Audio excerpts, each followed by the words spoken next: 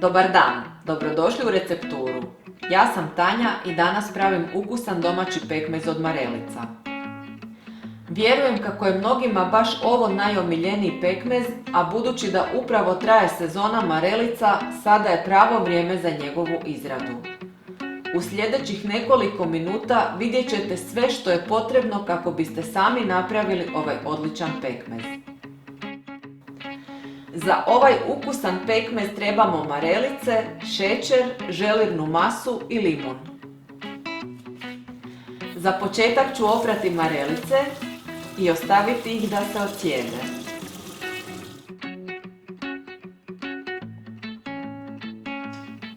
Osušile su se pa ih mogu vratiti u posudu.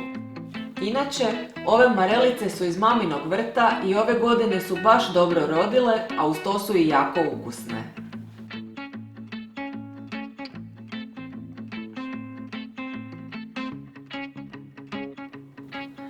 Marelicama ću izvaditi koštice i narezati ih na manje komadiće.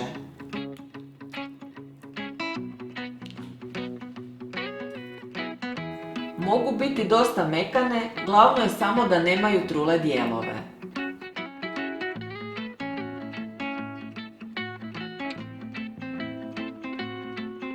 Čišćenje može potrajati, a ja srećom ovaj puta imam pomoć pa će sve biti brže gotovo. Stvorila se već lijepa hrpica. Pripazite da lonac u kojem kuhate pekmez bude dovoljno velik, ali i da ima dovoljno debelo dno kako tijekom kuhanja marelice ne bi zagorile. Evo, sve je spremno za kuhanje. U želirnu masu dodat ću 6 žlica šećera i sve pomiješati.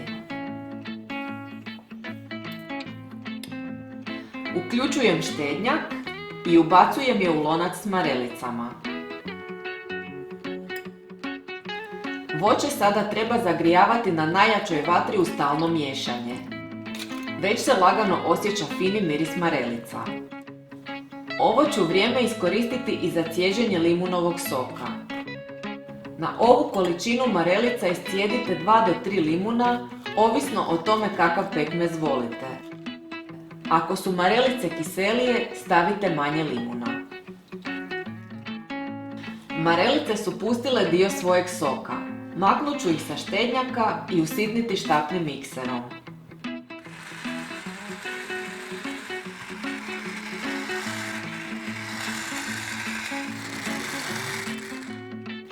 Evo, mislim da će ovo biti dobro. Vi sami odaberite koliko ćete usitniti marelice, a ja sam ih ovaj puta dobro izmiksala da dobijem što glađu teksturu pekmeza. Vraćam smjesu na vatru i nastavljam s miješanjem dok sve ne zakipi. Smjesa je zakipila i prvo ću dodati šećer. Zahvaljujući želirnoj masi koju sam ranije ubacila, bit će dovoljno manje šećera, a time će i pekmez biti zdraviji. Ubacit ću i sok od limuna. Sada sve treba dobro izmiješati da se šećer otopi i ostaviti smjesu da ponovo zakipi.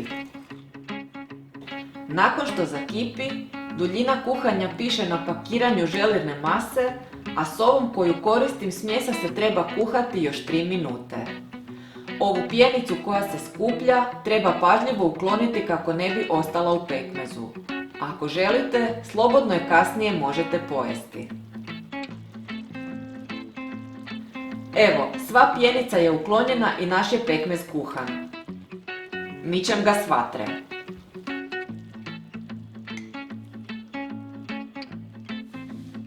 Pekmez sipam još dok je vruć u oprane i obrisane staklene posudice. Nemojte sipati do kraja, već na vrhu ostavite malo zraka. Staklenke dobro zatvorite poklopcem i nakon toga ih preokrenite. Vruć zrak sterilizirat će vrh staklenke.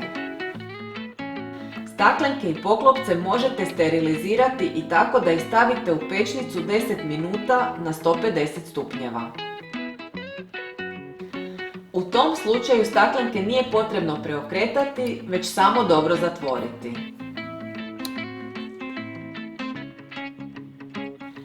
Pekmez ostavite 2 dana na suhom i hladnom mjestu i nakon toga je spreman za jelo. Pekmez je odstajao koliko je potrebno i sada samo treba odlučiti s kojim jelima ga poslužiti.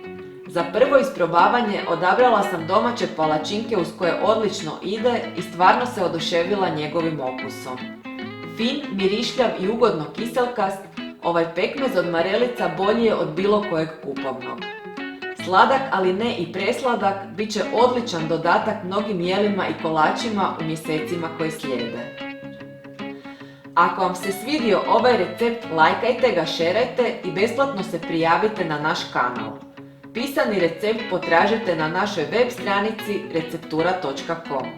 Bye!